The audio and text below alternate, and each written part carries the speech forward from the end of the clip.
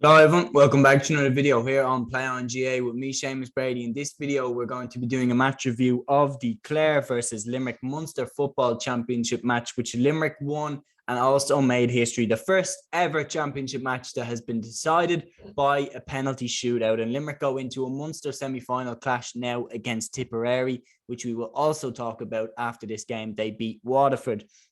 I mean, what a result for Limerick to beat Clare, a side that have been a consistent, solid Division 2 side and have been above Limerick for so many years now, going back to 2010, I'd say, is the last time I'd say that Limerick were better than Clare. Like, this game was massive for them. And let's get into the full match review. Before we do, please like, subscribe, share, and comment. It really helps us out. And let's go. Early on, David Tuberty was on the score sheet early, but Hugh Burke levelled at 2 points apiece. Darren O'Neill got a nice point after a good team move to make it 3 points to 2. A trademark Owen Cleary point made it 5 points to 3. But Limerick responded to that with the period that definitely kept them in the game. They hit 1-4 without reply. Killian Fahy levelled at 5 points apiece. Then Brian Fanning hit one of the best goals you will ever see. The fullback drove forward, took on his man, went out along the wing, then managed to get in around the end line and slid the ball home to make it 1-7 to 5 points. But Fanning undone his work when he fouled Gavin Cooney for a penalty, and David Tuberty converted to make it 1-8 to Limerick, 1-6 to Clare. In the second half, a good early Pierce Lillis point made it 1-10 to 1-8 in favour of Limerick. So Clare were pulling them back in at this stage. Then there was a goal chance for Limerick, but Killian Fahy kicked the ball over the bar to make it 1-13 to 1-11. Hugh Burke's jink really set up that goal chance for Killian Fahy. Brendan Ruan levelled for Clare at 1-13 apiece. They responded to Fahy's point by kicking 2 in a row. Then there was a goal chance when Ian Corbett was turned over, and this is where Clare should have put the game to bed. Corbett was turned over. Of all people, Ian Corbett, Limerick's talisman, was turned over. Keane O'Dea hit a piece of a pass into Gavin Cooney, who did all the right things, jinked back inside, but his finish was poor. Saved by Donald O'Sullivan. And then Limerick got the ball clear. Jamie Malone then got on the ball and looked like he potentially had hit the winning point, but Limerick responded and Hugh Burke was fouled. Robbie Burke converted the resulting free, and we had extra time. In extra time, Clare had a fast start. They hit a fast start and they were 117 to 115 ahead after Owen Cleary's point. But then Limerick responded with Brian Donovan setting up Robbie Burke for a brilliant goal in extra time, which was vital. Then the sides traded scores. There was a late Clare free for a foul on Keane O'Dea, which Owen Cleary converted. And now we had penalties.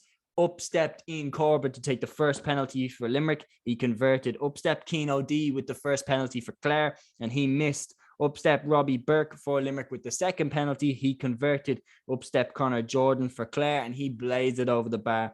Brian Donovan stepped up for Limerick and scored. Joe McGann scored the only penalty for Clare out of their 3. And then James Naughton stepped up with Limerick's fate in his hands, and he scored.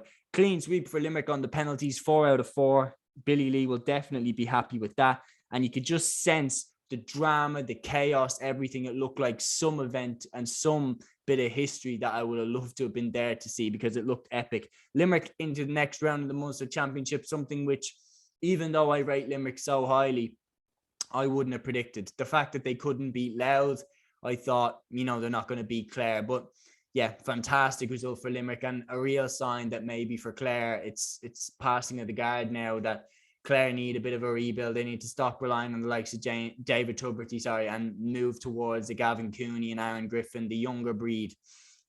So moving on to the Limerick's opponents in that Munster semi-final, Tipperary, who beat Waterford by 2-13 to 1-8 in Fraherfield. Waterford's search for a win in the Munster Championship goes on. They got an early penalty in this game, though, and Jason Curry converted emphatically to make it 1-1 to no score. So Waterford off to a flyer.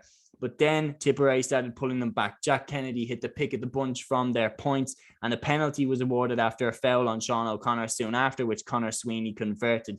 At halftime, it was Tipperary 1-8, Waterford 1-2. So that's disappointing that Waterford, having had the early start, they only hit one more point before halftime after they converted the penalty. Stephen O'Brien came back onto the pitch after a long injury spell. He's genuinely one of the most talented midfielders in the country for me. Like, his ceiling is so high. And if you want to see his potential, just look at the goal that he scored. Ran out in front, caught the ball, turned on a sixpence, ran through, showed all his power, his pace, and a fantastic finish to make it 2-9 to 1-5. Debutant Mikey O'Shea hit 3 points for tip. He looked excellent. Connor Sweeney looked excellent. Stephen O'Brien looked brilliant when he came off the bench. So look, Tipperary will be definitely delighted with this. Conor Murray was good for the Dacia throughout. Dermot Ryan. They have players like Dara Corcoran. You know, there are signs there that maybe they could build something. But for Effie Fitzgerald, he has a mammoth task on his hand. And for any manager, I mean, football in Waterford hasn't been thriving for years now.